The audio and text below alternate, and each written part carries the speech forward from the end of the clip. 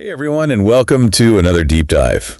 Sometimes it feels like everyone's talking about the metaverse these days. Right. But honestly, most folks don't really seem to know what it'll mean for folks like us. Mm-hmm. How will this impact how we live and work and everything? Yeah. Today we're going to try to take a look at what the metaverse might have in store for the future of work. Exactly. To help us figure this out, we've got some really interesting material. This is from a leaked ebook called Office Life in the Metaverse by Srinidhi Ranganathan. Oh, yeah, Ranganathan. Yeah, you've heard of him? I have, yeah. The Human AI. Yeah, the Human AI, that's him. I mean, the book itself is interesting, but honestly, I think what's most interesting is Ranganathan himself. He's pretty well known in the digital marketing world. Yeah, and this book, it's not so much about the tech itself. Yeah. But, more about how all of this is going to affect us humans. Exactly. And that's what we're here to figure out. For sure. But before we jump into all that, maybe we should start with the basics. Okay. Like, what exactly is the metaverse? I mean, it seems like everyone's using that word these days, but I'm not sure everyone really knows what it means. Yeah, it's definitely one of those buzzwords that gets thrown around a lot. And people often confuse it with just like virtual reality or like just a fancier internet, right? Right. But Ranganathan makes a key distinction here, which is that the metaverse is persistent. Persistent. Like, think about it this way. The metaverse is a world that exists whether you're logged in or not. It's not just a bunch of separate VR experiences, right? It's this continuous, interconnected digital reality. Okay, so it's more like a whole other parallel universe that's always running in the background. Exactly. Okay, I think I'm starting to get it. Yeah. So how does that translate to work, to the way we do our jobs? So one of the most interesting aspects of it, I think, is its scalability, right? Like, the metaverse isn't limited by physical space or even the number of people who can access it. So Ranganathan argues that this is going to open up a ton of really incredible opportunities for global collaboration. So instead of being limited to the talent that's within driving distance, companies could hire anyone from anywhere in the world. Exactly. Imagine a software development team, right? But instead of everyone being in one office, they could have people from Silicon Valley and Tokyo and Bangalore, all working together in the same virtual space. That would be pretty amazing, actually. And it's not just about finding the best people for the job, right? I mean, Ranganathan argues that this could lead to much more diverse and inclusive workplaces as well. Absolutely. I mean, that's a pretty bold claim. So how does he see the metaverse actually leveling the playing field? Well, he highlights how our physical location can create a lot of barriers for a lot of people, right? Yeah. Think about folks who can't relocate because of family or maybe because of a disability or, finances. The metaverse could completely eliminate those barriers. Yeah. And allow anyone with, a decent internet connection to participate in the global economy. So it's almost like the metaverse could kind of flip the script on the old power dynamics. Yeah. I mean, instead of companies dictating where you need to live to work for them, you could live anywhere you want and still have access to all the same opportunities. Exactly. It's a really radical shift. And it's not just about who gets to participate, but also how we present ourselves. Oh, interesting. Ranganathan talks about this idea of customizable avatars. All right, hold on. Customizable avatars? So I could be a purple dragon leading a marketing meeting. Exactly. You got it. I love it.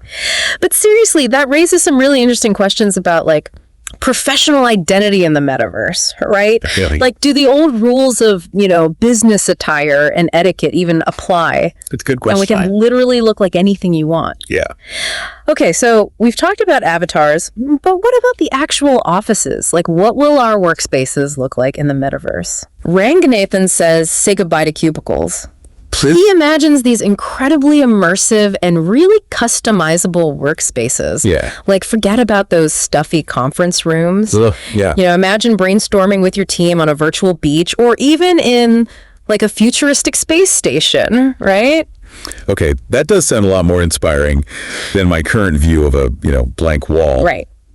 But wouldn't all this customization be super distracting? Yeah. That's a valid concern.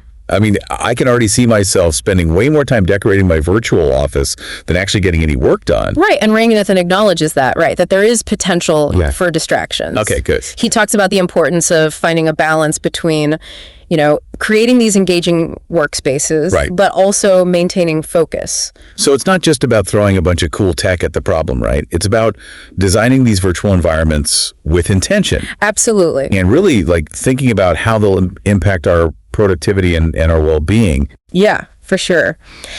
And it goes beyond just the aesthetics, like Ranganathan also talks about all these new tools that we'll use to collaborate in the metaverse, Oh, interesting. like virtual reality for truly immersive meetings, Yeah, I've heard of that. augmented reality to overlay data right in your field of vision, Okay. and even haptic feedback to make interacting with the virtual world like way more tangible, right? Okay, so let's break that down for a second, right? Sure. I mean, I think we all kind of have an idea what VR is at this point, Yeah. but how would AR actually be used at work? So, like, imagine a technician, right? Yeah. They're trying to repair a complex piece of machinery. Right. With augmented reality, they could see repair instructions or diagrams or whatever projected right onto the equipment they're working on without having to, look away or anything. So it's like having X-ray vision for your job. That's pretty cool. Exactly. Okay, I like that. What about this haptic feedback thing? I'm not sure I totally get that. So haptic feedback basically adds a sense of touch to the virtual world. So like you could feel the texture of a virtual object or feel resistance when you try to like move something in the virtual world or even feel like a handshake, right? And Ranganathan thinks this is going to make the metaverse feel a lot more a lot more intuitive and natural. Okay, that makes sense. I have to admit, though, I'm still a bit skeptical about the whole virtual meeting thing. Yeah. Will it really be as good as meeting in person? Like, will we be able to pick up on all those subtle cues, like body language and facial expressions that we rely on so much to communicate effectively? That's a really important point, and it's definitely something that Ranganathan grapples with in the book, too. Okay, good. He acknowledges that not having those in-person cues could be a real challenge. So we might be gaining efficiency and global reach, but we might be losing some of the, like, richness of human interaction in the process. And that's true. It's definitely a trade-off we have to think carefully about. Absolutely. And it leads us to an even bigger question. Okay. How will the metaverse affect the way we build relationships at work and connect with our colleagues? I mean, will it make us more isolated? Or can we find ways to build real connections in this new virtual world? That's a really important question, and it's one we're going to dig into a lot more as we continue our deep dive. Sounds good. Yeah, it really makes you think about how work relationships could change, Yeah. Like, what about those random chats at the coffee machine or, bumping into someone in the hallway? Right. Will we miss out on those chance encounters in a virtual world? That's one of the things that worries me most about this whole metaverse thing. Yeah. Like, we're already spending so much time online. Right. Is the metaverse just going to make us all feel even more isolated? It's a valid concern, and Ranganathan definitely acknowledges that in the book. Okay, good. But he also has some really interesting ideas about how the metaverse could actually help us be more social at work. Okay, how so? Well, he talks a lot about designing these virtual spaces to encourage connection and community. So, like, it's not just about recreating a physical office in a digital space. Exactly. It's more about, like, reimagining how we interact. Right. Like, he talks about having virtual coffee shops and, social hubs and stuff. That's cool. Places where people can just hang out and chat. But he goes even further. Okay. He imagines spaces for specific interests, like what if there was a virtual book club for everyone who loves to read, or a virtual maker space for people who like to tinker and build things. I love that. It's almost like the metaverse could help us find our tribe, even at work. Yeah, definitely. But let's shift gears a little bit and talk about the actual work itself. Okay. Like, how does Ranganathan imagine us doing our jobs in the metaverse? We've talked about virtual offices, meetings and stuff. Right. But what about the actual day-to-day tasks? Yeah, how will that change? Well, he actually gives some really vivid examples. Like, remember how we were talking about that technician using augmented reality to see repair instructions? Yeah, like X-ray vision for your job. Exactly. But it goes way beyond that, right? Imagine designers working on 3D models together in real time. Wow. Or architects walking clients through virtual buildings before they even break ground. That would be incredible. Or even surgeons, right? Practicing complex procedures in virtual operating rooms. Okay, so it really does seem like every job is going to be affected by this in some way. Yeah, pretty much. It's pretty amazing, but honestly, it's also a little intimidating. you know?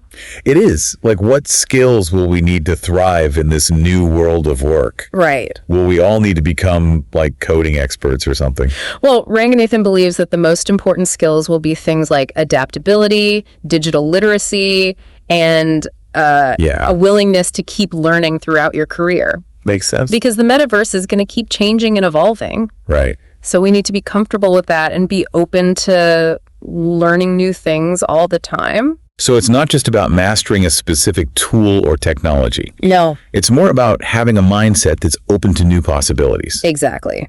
The metaverse needs a new kind of worker. Okay. Someone who can, think for themselves, solve problems in creative ways, and work well with others in these virtual spaces. Okay, so far so good. Yeah. I mean, I'm starting to see how the metaverse could create all kinds of cool new opportunities. Yeah. But let's be real for a second. There are some potential downsides, right? Of course. We've already seen how technology can be misused. Definitely. So how do we make sure that the metaverse doesn't just become another platform for, misinformation and cyberbullying and even surveillance? You're right. Those are important concerns. And to be honest with you, Ranganathan doesn't shy away from any of that. Okay, good. He knows that the metaverse has the potential for good and for bad. Right.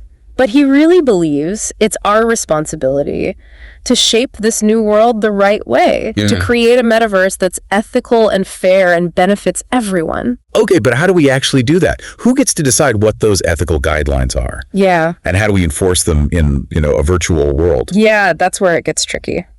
And Ranganathan doesn't pretend to have all the answers. Okay. He thinks it's going to take a group effort. Right. Individuals, companies, governments, tech companies, we all need to work together to figure this out. So it's not about waiting for someone else to fix it. Yep. We have to be proactive and help shape the metaverse from the very beginning. Absolutely. We need to start thinking about things like digital citizenship and virtual ethics. Okay. Like, what are our rights and responsibilities in this new digital world? Yeah, it's like a whole new frontier. It is. We have a chance here to build a metaverse that we can be proud of. This is heavy stuff. Yeah. I'm feeling kind of overwhelmed, to be honest.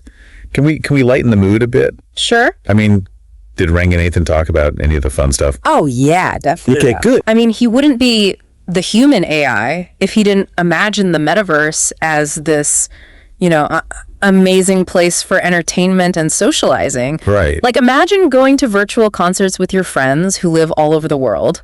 I mean, that would be pretty cool. Or exploring all kinds of fantastical places. Yeah. Or competing in virtual sporting events. Okay, now that's the metaverse I can get behind. Right. Virtual concerts. Sign me up. But seriously, it's interesting to think about how the lines between work and play might blur in the metaverse, Definitely. If we can work from anywhere and do all this amazing stuff in the metaverse, Yeah. will we even be able to tell the difference anymore? That's something that Ranganathan explores too. Okay. He thinks work and play are going to become a lot more intertwined. That's interesting. Like, the boundaries between them will start to disappear. I can see how that could be awesome, Yeah. but also maybe a little problematic. Yeah. Will we ever really be able to switch off if work and play are happening in the same place? It's all about finding the right balance, right? Yeah. Taking advantage of the flexibility in the metaverse offers, but not letting it take over our lives. It sounds like the metaverse could be both amazing and, well, maybe a little dangerous. I think that's a good way to put it. Like, it could change everything for the better, but we have to be careful. Definitely. We have to think about the ethical and social implications and make sure we're building a metaverse that works for everyone. Absolutely. And Ranganathan's book is just the beginning of that conversation. It's Right. a glimpse of what might be. Yeah, But the real question is, how will you shape the metaverse? I like that. It's not just about what the metaverse will do to us, Right. but what we will do with it. Exactly. What skills will you bring to the table? What lines will you draw? What kind of metaverse will you help build? Those are some really thought-provoking questions. Yeah. And I think they're questions we all need to start asking ourselves now, because the metaverse is coming, ready or not. That's for sure. Yeah, it's exciting for sure. But I think we have to be realistic about the potential downsides too, right? Totally. And that's something that Ranganathan talks about a lot in the book. Oh, yeah. Like, he's really concerned about this idea of the digital divide. Yeah, I've heard of that, but And he argues that if we're not careful, the metaverse could actually make inequality even worse. how so? Well, imagine a world where only the wealthy and privileged have access to this incredible technology, right? Yeah. All the opportunities that come with it. That's not the kind of future he wants to see. No, definitely not. So how do we prevent that? I mean, how do we make sure everyone benefits from the metaverse? Yeah. Not just a select few. Well, and this is where things get really interesting, right? That way? Ranganathan doesn't think it's just up to governments or tech companies to solve this. Okay. He thinks we all have a role to play, like individuals, communities. Yeah. We need to come together and figure out how to make the metaverse fair and equitable for everyone. So it's kind of like a digital version of grassroots activism. Exactly. It's not just about the technology itself. Right. It's about the values and principles that we build into it. So we need coders and developers, sure. Yeah. But we also need like ethicists and community organizers, maybe even philosophers. Absolutely. We need people who can help us navigate all these complex questions. That's a lot to think about. Yeah, for sure. But it's also incredibly exciting, right? It is. I mean, the metaverse is this vast, uncharted territory. Right. We get to help shape it. We do. And that's something that Ranganathan really emphasizes in the book. He says the real question isn't what will the metaverse do to us? Okay. It's what will we do with the metaverse? I like that. So like, what skills will you bring to the table? What lines will you draw? What kind of metaverse will you help create? Exactly. It's a huge responsibility, It is. but also a huge opportunity. Yeah, I'm feeling a lot more optimistic after this deep dive. Me too. It can be a little overwhelming to think about all the challenges, you know? Definitely. But at the end of the day, I'm excited to see what we do with this technology. Me too. Me too. Well, that's all the time we have for today, but I want to thank you for joining us for this deep dive into the future of work in the metaverse. Yeah, thanks for having me. And remember, this is just the beginning of the conversation. We need to keep exploring these ideas, asking tough questions, and working together to build a metaverse that benefits everyone. So until next time, keep diving deep.